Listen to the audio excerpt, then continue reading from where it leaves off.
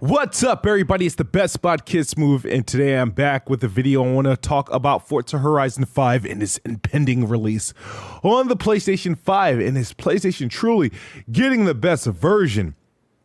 But before I deep dive into my opinion on this Forza Horizon 5, it's the PS5 Pro enhancements, what it means for Xbox, and if I'm going to cope. Let's get into this small interruption. Roll it. Pardon the interruption. This is the Best Spot Kids Move, and I got to talk to you guys about the OBSBOT Meet SE. Yes, this small, petite, high-powered AI webcam is a little beast. And you guys are probably wondering, what is OBSBOT? I'm sure you heard of it, and I'm sure you've seen it. If you've ever watched a podcast or a Twitch stream or any content creator, you see them randomly, go like this, you know what I mean? And the camera just reacts to it properly. Like, that is the OBSBOT auto frame, auto zoom feature, which you can literally make a hand gesture and to zoom in and zoom out. That's like one of the obvious features, but this little beast really compacts a lot of power. It comes with a lot of power, and for its price, it's kind of insane. So OBSBOT Meet SE is $69.99. It is an AI-powered full HD webcam. This thing does 100 FPS at 1080p or 150 FPS at 720p. That high frame rate, is responsible for the fluidness of like the videos I've been producing and that I'm able to produce nowadays. It's very responsive, and it also helps create this super clean image that contends with my other webcam. This has become my default webcam, and my previous webcam, which is a 4K webcam, which costs like double to triple the amount as the OBSBOT, is literally onto the wayside because the OBSBOT is doing things that I just didn't expect for a camera this affordable. A camera this small, it's like yay small, fits into the palm of your hands. Let's talk about some of the key features of the OBSBOT Meet SE, because OBSBOT team has several types of OBSBOT webcams. Some of them obviously more expensive, they do a little bit more. They got webcams that follow you, that that rotate, and it still packs a lot of features that you can control by just movements and gestures, and the OBSBOT Meet SE does take some of those features into its small frame. So let's talk about obviously the high frame rate. Again, high frame rate camera up to 100 FPS. It is responsible for the smoothness, the clarity, and the responsiveness of the videos that I'm able to produce, of the on-camera reaction, the on-camera clarity.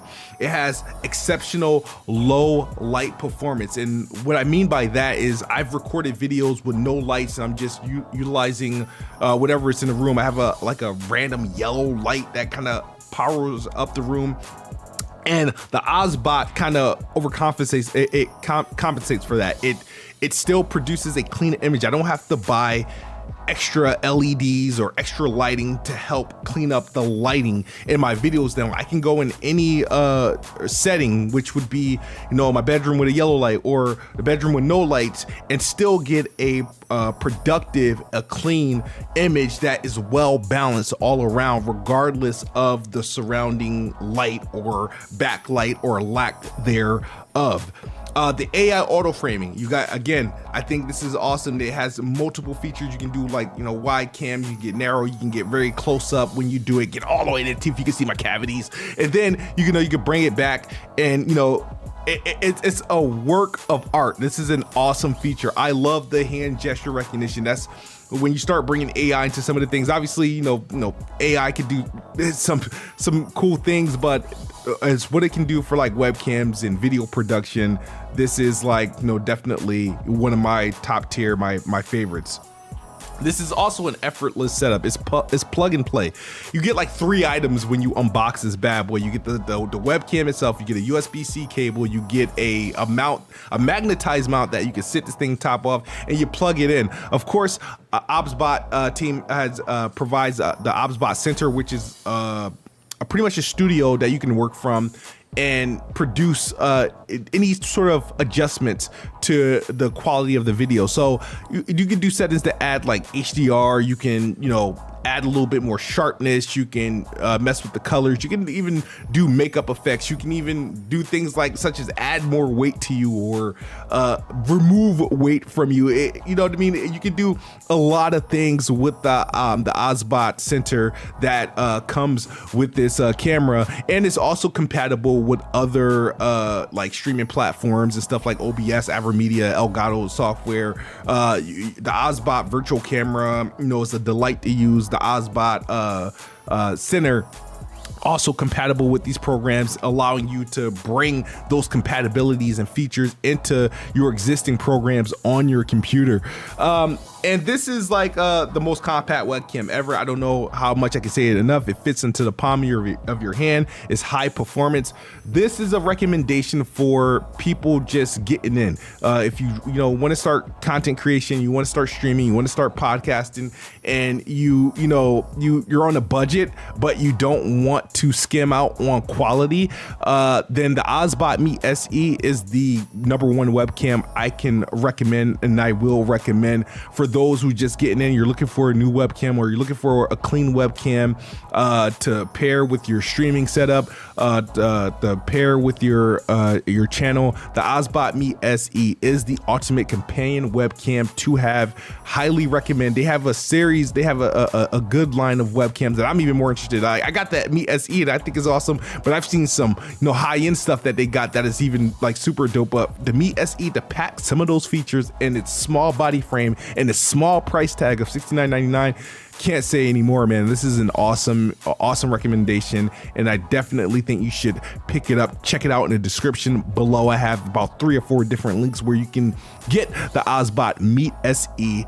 And hopefully you guys enjoy it. And if you do enjoy it, come back, tell them Kiss Move sent you, and let me know in the comment section below. Now let's get back to the regular video. Shout out to the OBSBOT team. Thank you for providing me with the OBSBOT Meet SE.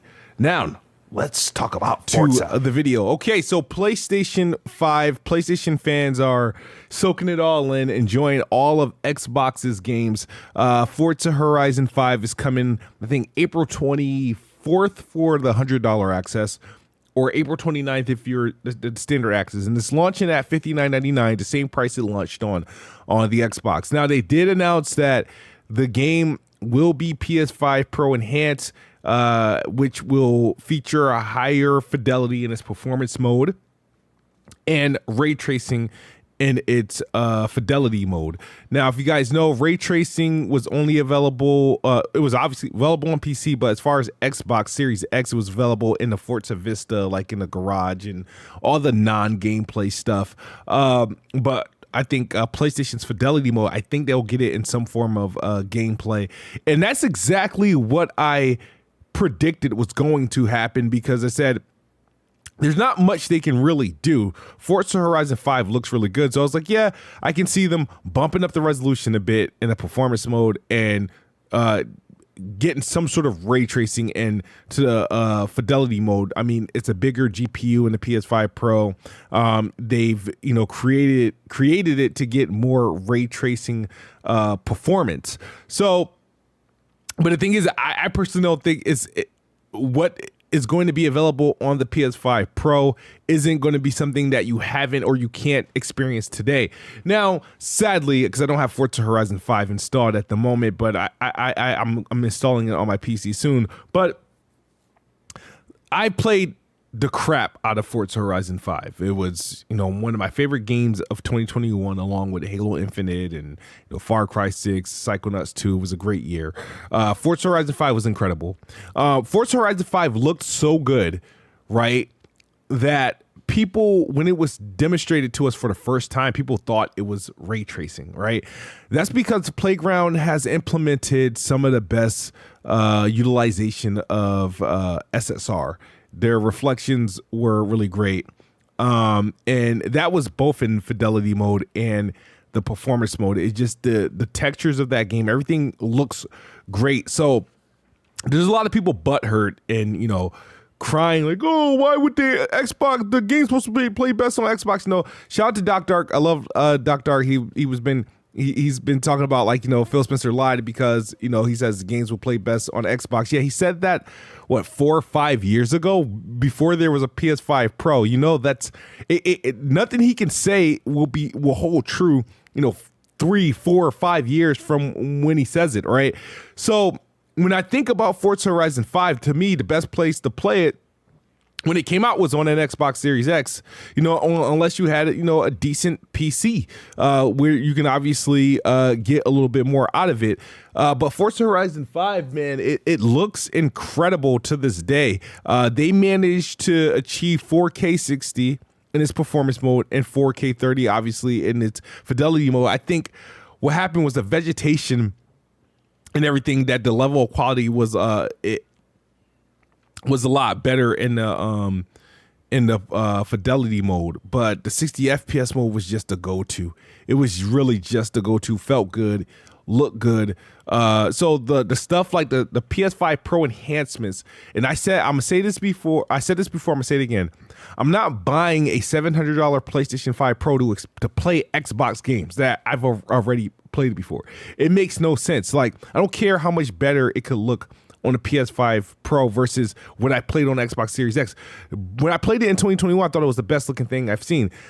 I can play at PS5 Pro settings or better right now on a PC, which is why I'm installing the game right now, because it's like there's nothing. It's not that big of a deal. So especially for everybody who, remember, Forza Horizon 5 have 45 million players right now, or it has seen 45 million players throughout, unique players throughout its lifetime. So the thing is that when we played it when it came out, it was it was that shit. It was the best game, best looking game. It was fun. The graphics look great. It still holds up today, and I can't look at it like, oh my god, I'm mad that they're adding ray tracing to PlayStation 30 FPS mode. I'm sure it's going to look good, but the thing is that currently you can't. There's nothing that the game is going to do on a PS5 Pro that it can't currently do today on a PC. The Xbox Series X isn't. It's not like the Xbox Series X it has like a bad version. It's a complete game. The game runs on an Xbox One. It just looks really good on a Series X and a Series S, and of course it looks good on a high-end PC. But I just think the argument is dumb. Now, obviously, the newer games like Doom and Indiana Jones and stuff like that, when those come into play, there's going to be like, oh man. But the thing is, if you already have an Xbox, you're not. I mean, and I'm assuming if you have an Xbox, you have Game Pass. You know what I mean? It's like it's not like you're getting a bad version of the game. The Xbox isn't going to shit on their own version of the game. They're not. The PS5 Pro will get some few bells, but Xbox, when it comes to their games, they're very well performant for what they are, and it's the reason why I'm content with games that I get on Series X and their performance levels. And if I'm not, I just play them on the PC. That's just pretty much how it's been. It's like if I don't feel like what they put out on the Xbox is to my liking in terms of performance level, I go play on the PC. But most of the times, like Indiana Jones was like, I had no issue with it. I played a good portion of it on PC, but not because it wasn't performing on Xbox. I was just curious to see what my PC can do with it. Same thing with Avowed. I was content with the Avowed console version, but I did play a great deal of portion. Now, I did get better performance on the PC, but it didn't stop me from the 80 at that time. I think I put like 40 hours into the PC and 40 hours into Xbox, but no, man, there's nothing they can do that's going to make me like throw away my Xbox and just start rebuying games on PlayStation. It just doesn't make sense. Now, the one thing people really should be offended by is that, I mean, the game, you can get the game right now on Xbox or PC for about like maybe $40. It's been on sale, cheaper than that, and you have access to it for free on. I don't like to say the word free because when PlayStation fans are making fun of Game Pass, they say it's free. But when they're not, it's whatever. But you can get access to Forza Horizon 5 literally in the Game Pass subscription, which is like what, $15 to $20 right now, or $10, $11 if you're on PC, whatever. It's very no access. So to anybody who really wanted to play Forza Horizon 5, you can. It's just that so much of a PlayStation fan, that brand loyalty has stopped you from playing the game on PC. It stopped you from playing the game on Xbox. So you got to wait till 5 years before it came on PlayStation 5, and you're gonna buy it at full price. Great. I'm not the one to celebrate, buying games. You know what I mean, or paying full price for a game. I buy what I buy. I rent what I rent. I use my subscription. I'll use whatever is given to me. So I'm not into that. But the thing is that this video exists because there's all these narratives being drawn up about, Xbox and their games going on Xbox and when they go PS5 Pro Enhanced. Do you really guys think, like, when MLB The Show came out, they still had to enhance it for the Series X and S, right? They still had to enhance it for the Xbox One X, right? They still had to allow it to utilize quick resume, right? Even though their own platform doesn't have it. So it's like, hell, when they were releasing MLB The Show, it had to go into Game Pass, and it couldn't go, and they didn't put it in their own gaming subscription. So it's kind of stupid. Like, I'm sorry, PlayStation released a PlayStation 5 Pro, they suckered people into paying $700 for a mid-gen console refresh. It better do something. Yeah, games are going to run better on it if it's powerful enough to do it. It still doesn't clear PC, and the Xbox Series X honestly isn't too far behind it. I haven't seen a game that, man, I gotta play this on the PS5 Pro. Any game that I thought looked amazing or I wanted to play, I was like, yeah, I'll play it on the Series X. Even when I had a PS5 Pro, there was nothing that made me like that. I looked at it and said, man, I'm glad I got a PS5 Pro. And that's the reason why I sold it literally after like 45 days. It was just, it wasn't worth it to have. The upgrades, the enhancements were not worth it. And people keep dreaming on 60F performance, exclusive performance on PlayStation 5 Pro. It's not going to happen. GTA at 60 FPS is not going to happen unless GTA at 60 FPS is available on the base PS5 and the base in the Xbox Series X. So that's just my thoughts on it. But you guys, shout out to OBSBOT. Thank you guys for the wonderful camera. It's been awesome. And guys, check it out. Check out the links in the description below. Get yourself one. It's an awesome product, powerful kit, $69.99. Good starter pack. Let me know your thoughts in the comment section below on Forza Horizon 5 on PlayStation 5.